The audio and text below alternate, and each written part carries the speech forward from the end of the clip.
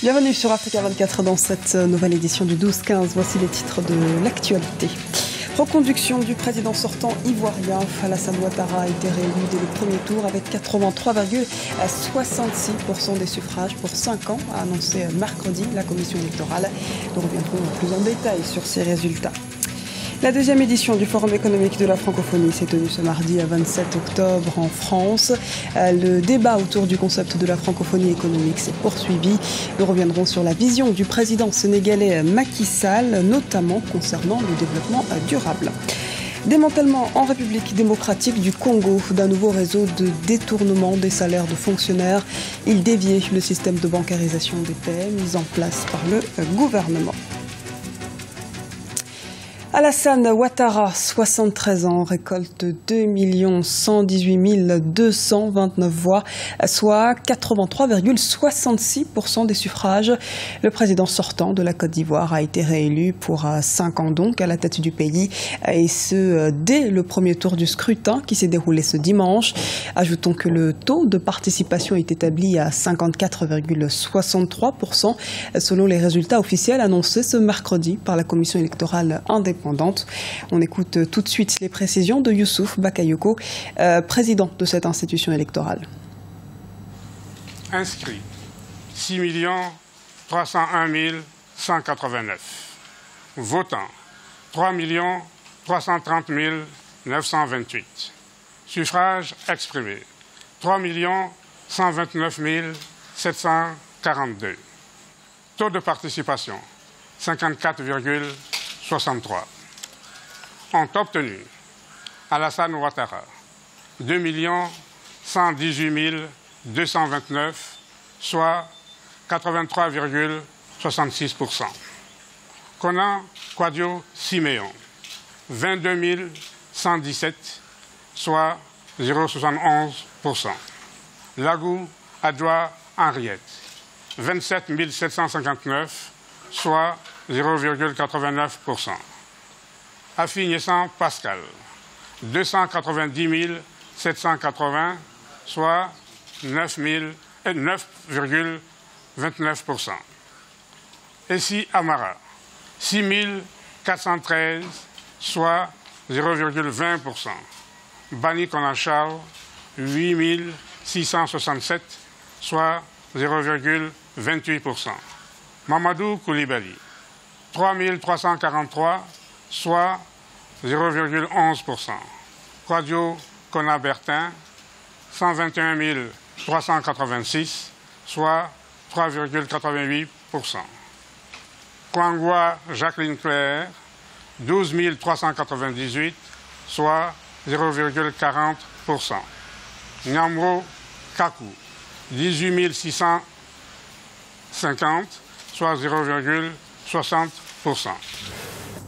Bonne nouvelle au Nigeria, l'armée nigériane a annoncé ce mercredi la libération de plus de 300 femmes et enfants enlevés par Boko Haram.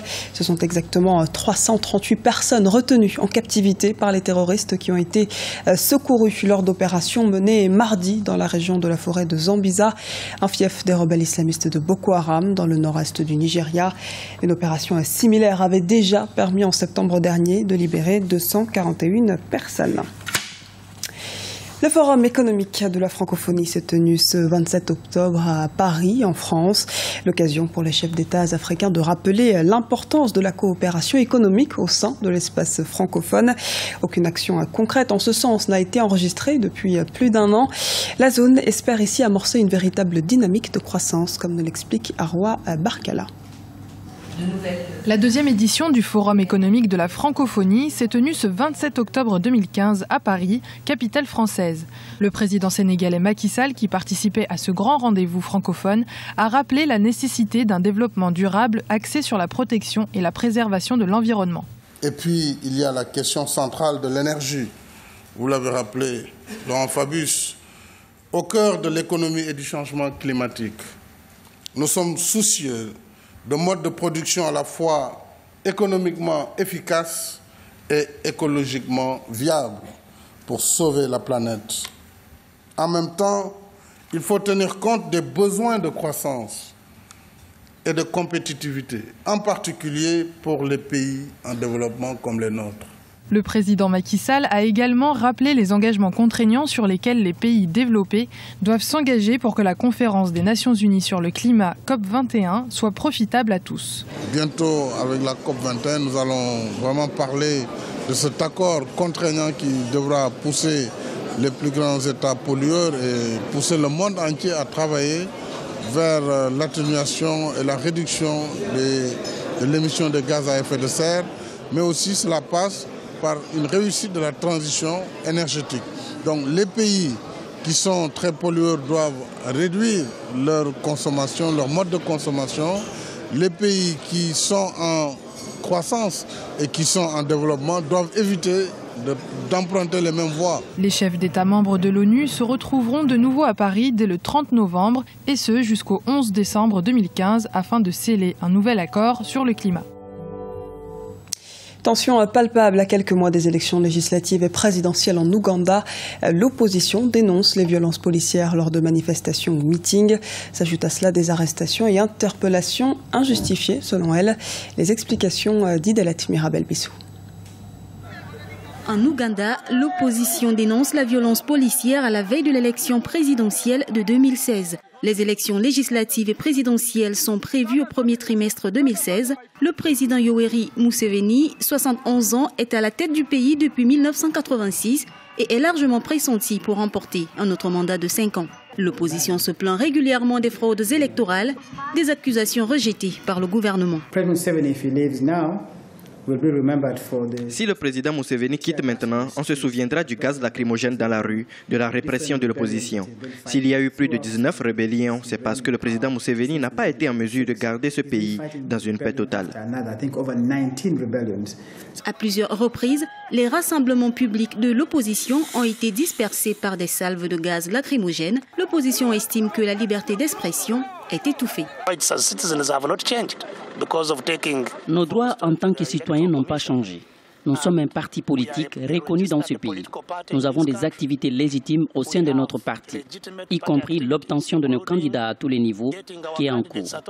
Le NRM mène ses primaires, nous avons le droit de mener nos primaires. Nous devons préparer nos propres candidats pour les élections. La croissance économique de l'Ouganda depuis 2000 est en moyenne de 7,7% par an. Toutefois, la réduction des inégalités ne progresse pas aussi rapidement, notamment à cause de la hausse de la croissance démographique annuelle estimée à 3,2%. Cependant, l'économie doit faire face à plusieurs défis majeurs, dont le développement, la modernisation des infrastructures, l'accroissement de la productivité du secteur agricole et la promotion du développement du secteur privé. En République démocratique du Congo, un nouveau réseau de détournement des salaires de fonctionnaires a été découvert. Il était parallèle au système de bancarisation des paies mis en place par le gouvernement. Et selon les autorités, des millions de dollars seraient ainsi détournés au niveau des ministères et autres agences gouvernementales. On fait le point tout de suite avec Alioune Guindo.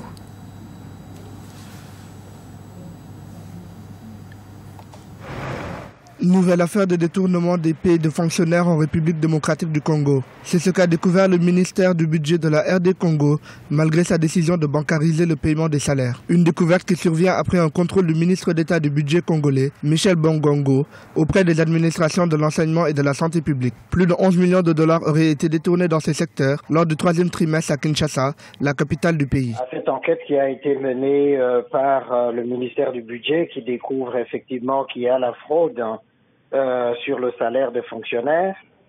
D'abord, il faut signaler que ce n'est pas la première fois que ça arrive en RD Congo. Depuis toujours, les services de la paie de l'État des fonctionnaires a toujours posé beaucoup de problèmes. Donc, aujourd'hui, cette enquête ne fait que confirmer ce que tout le monde savait, ce que tout le monde à Kinshasa, au Congo, savait. L'opinion publique le savait déjà qu'il n'y a rien de nouveau sous le soleil. Des actes frauduleux qui ne sont pas sans conséquences. Et si le réseau a déjà causé le ralentissement du travail de l'ensemble des secteurs de la fonction publique, le gouvernement ne compte pas s'en arrêter là pour autant. Les opérations de contrôle vont être élargies à l'ensemble du territoire en vue d'identifier les fonctionnaires fictifs. Qu'est-ce qu'il faut faire? Mais là, c'est la vraie question. On a pensé effectivement qu'avec la bancarisation, on résoudrait le problème de ces fraudes-là. Mais le problème n'est pas tant la bancarisation que le fait du dénombrement réel des vrais fonctionnaires. Contrôle en amont de l'existence des fonctionnaires, des vrais fonctionnaires ou des fonctionnaires fictifs. Tant qu'on n'arrivera pas à faire cela, on pourrait contrôler la paie, mais on ne saura jamais le vrai nombre et l'État continuera à être plumé. Au mois de mai 2015, une enquête avait démontré que 170 millions de francs congolais étaient détournés mensuellement des paies des fonctionnaires. C'est ce qui a poussé à la création d'une commission sur le détournement de la paie des fonctionnaires, mise en place le 30 mai 2015 par Michel Bongongo, le ministre d'État du Budget.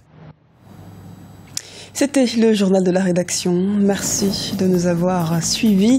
Retrouvez dans un instant une nouvelle édition du 12-15 sur Africa 24.